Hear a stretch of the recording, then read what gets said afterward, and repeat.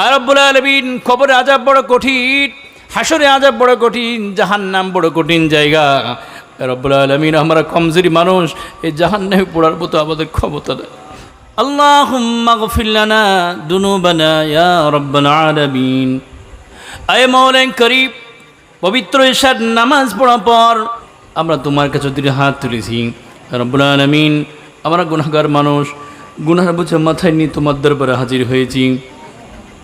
আর রব্বুল আলামিন জানি না কত গুনাহ করে ফেলেছি, কত সাগীরা কত কবিরা, কত রাতের অন্ধকারে দিন আলোতে প্রকাশ্য অপ্রকাশ্যে জেনে না জেনে শয়তানের ওয়াসওয়াসে পড়ে আমরা গুনাহ করে ফেলেছি।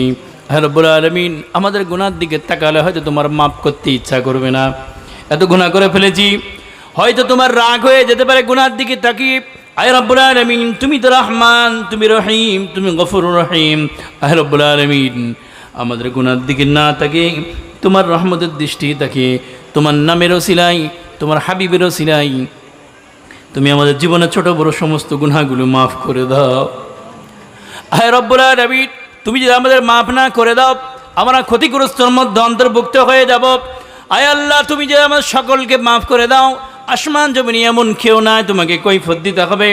আয় রব্বুল আলামিন তুমি আমাদেরকে ক্ষমা করে দাও। আয় রব্বুল আলামিন আমরা বান্দা ছাড়া তোমার দুনিয়াতে অনেক বান্দা আছে, কিন্তু তুমি ছাড়া তো আমাদের কোনো রব নাই।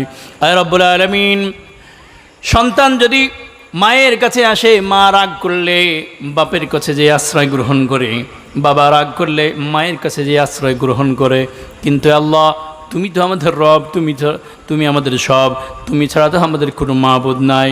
আল্লাহ আমরা কার কাছে যাব? কেউ তো গুনাহ মাফ করতে পারে না তুমি ছাড়া। আয় রব্বুল আলামিন ছোট বড় জীবনের সমস্ত গুনাহগুলো তুমি আমাদেরকে দয়া করে মাফ করে দাও।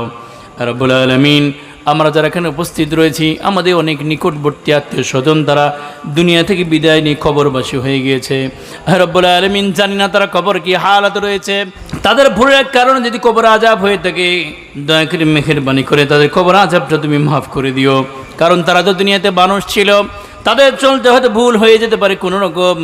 রব্বুল আলামিন মানুষ হিসাবে ভুল তো হতেই পারে। আল্লাহ তুমি তাদের ভুলগুলো ক্ষমা করে দিয়ে তাদের কবরটাকে তুমি জান্নাতের টুকরা বানিয়ে দাও। রব্বুল আলামিন আমরাও একদিন কবরবাসী হয়ে যাব, জানি না আমাদের কবর কি হালাত হবে।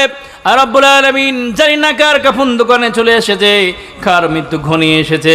আগামীকালকে সূর্যের মুখ দেখতে কোনো গ্যারেন্টি নাই, যে কোনো মুহূর্তে মৃত্যু হয়ে যেতে পারে। আর রব্বুল আলামিন মৃত্যুর আগে তোমার কাছে দরখাস্ত করি আমাদের যখন মৃত্যুর সময় নিকটবর্তী হয়ে যাবে দুনিয়া থেকে যেন আমরা ঈমান নিয়ে যেতে পারি, এই তৌফিক আমাদের সকলকে তুমি দান করে দাও। আর রব্বুল আলামিন যে আমল করলে তুমি খুশি হবে ওই আমল করার তৌফিক তুমি দান করে দাও। আর রব্বুল আলামিন কবরে আযাব বড় কঠিন, হাসরে আযাব বড় কঠিন, জাহান্নাম বড় কঠিন জায়গা। রব্বুল আলামিন আমরা কমজোরি মানুষ, এই জাহান্নামে পড়ার মতো আমাদের ক্ষমতা নেই। রব্বুল আলামিন কবরে আযাব সহ্য করার মতো ক্ষমতা নাই।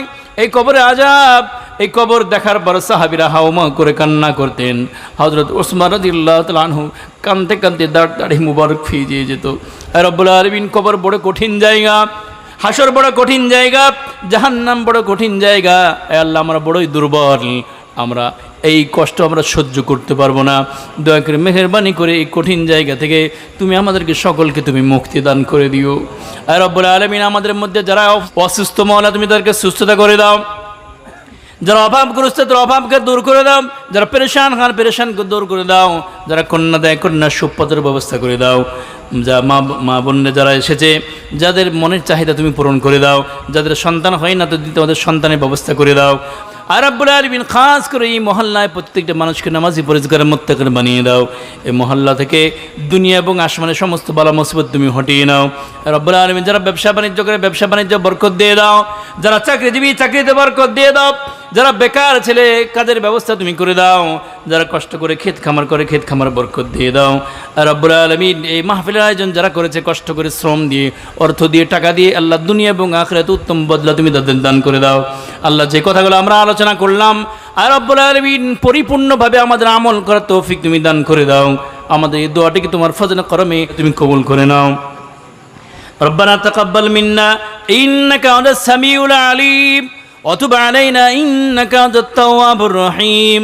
সুবহানা রাব্বিকা রাব্বিল ইজ্জাতি আম্মা ইয়াসিফুন ওয়া সালামুন আলাল মুরসালিন والحمد لله رب العالمين واجعل آخر كلامنا عند الموت لا إله إلا الله محمد رسول الله صلى الله عليه وسلم